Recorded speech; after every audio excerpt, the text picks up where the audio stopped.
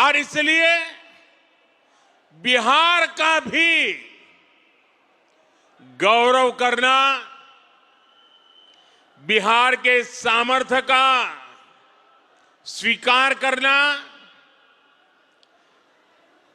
ये हमारे लिए बहुत सहज बात है।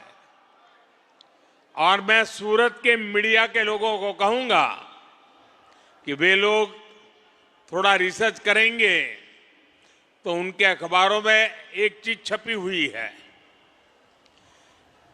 जब बिहार के 100 साल हुए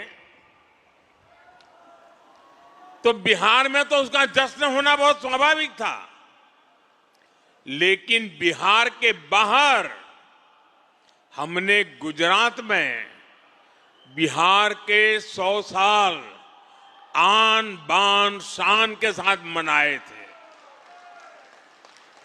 इतना ही नहीं,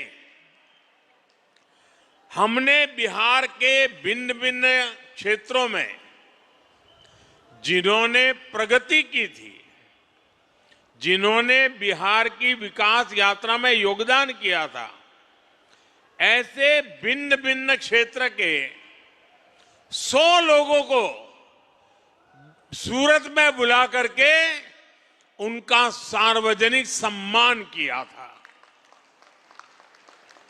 क्योंकि बिहार की वो टैलेंट, बिहार का वो सामर्थ्य,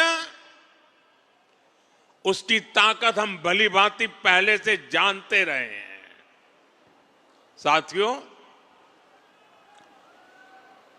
ये चुनाव सूरत में रहने वाले बिहार के मेरे भाई बहनों की तो पल पल की नजर थी। और मैंने देखा है कि बिहार के लोगों को राजनीति समझानी नहीं पड़ती है।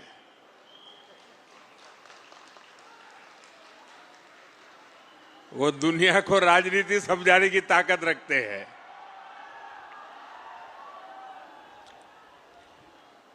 देखिए, इस चुनाव में एनडीए गठबंधन जो विजयी हुआ है और महागठबंधन जो पराजित हुआ है, उन दोनों के बीच में 10% जितने वोट का फर्क है। 10%, ये बहुत बड़ी बात है जी। यानी सामान्य मतदाता ने एक तरफा, और मुद्दा क्या? विकास। आज बिहार के अंदर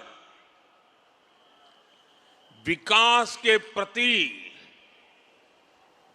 जो ललक है, हर जगह पे महसूस होती थी। और मैंने देखा था जब कोविड के समय देश भर से हमारे श्रमिक भाई बहन मुसीबत में थे, लॉकडाउन था, पैदल चल चल करके अपने वतन की ओर जा रहे थे।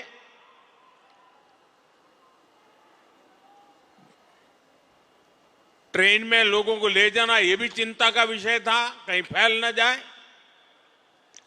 लेकिन मुझे एक बार वीडियो कॉन्फ्रेंस से बिहार के लोगों से बात करने का मौका मिला, और जो उन्होंने मुझे बताया वो बड़ा मेरे लिए सुखद था। वे पैदल गए थे, कई लंबे लंबे समय तक पैदल चले, कहीं व्हीकल मिला फिर पैदल गए। कुछ लोगों ने वहां जाकर के इस समय का उपयोग करके कोई न कोई व्यवसाय शुरू किया।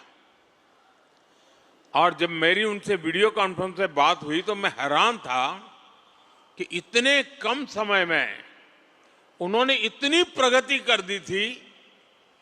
तो उन्होंने कहा, कोविड हमारे लिए तो आशीर्वाद बन गया।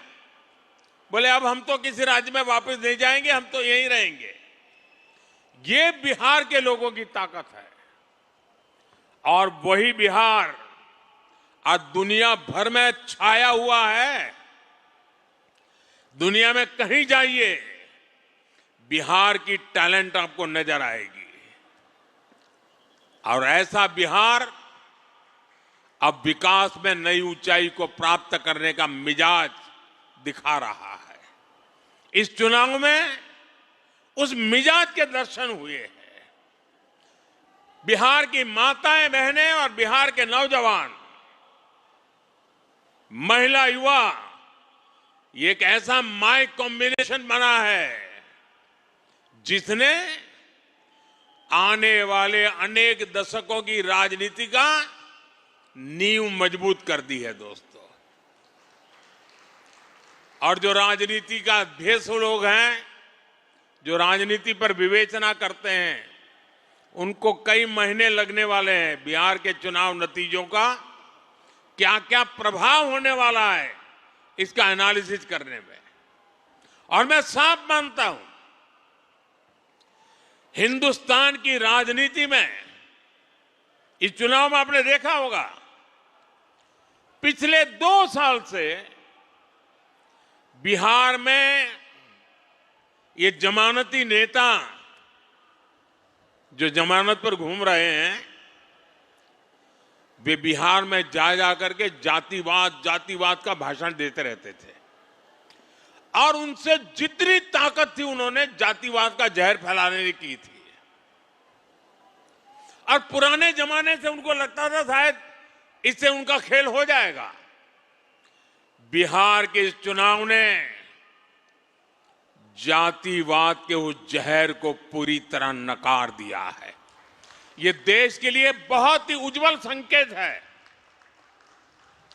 बिहार के अंदर सार्वजनिक कार्यक्रमों में गैर कानूनी तरीके से जमीन ने कब्जा करके, मकानों को कब्जा करके जो वक्फ बना दिया जाता था, हमने देखा था तमिलनाडु में हजार साल पुराने गांव के गांव वक्फ प्रॉपर्टी बना दिए गए थे। देश भर में चिंता बन पड़ी थी। तब जाकर के हमने पार्लियामेंट में कानून पास किया वक्फ को लेकर के। बिहार के चुनाव में ये जमानती नामदार, उनके साथी दल सार्वजनिक रूप से वक्फ कानून को फाड़ देते थे और ये कहते थे कि हम जीत करके आएंगे, वक्फ कानून को लागू नहीं होने देंगे। बिहार के लोगों ने इस सांप्रदायिक जहर को भी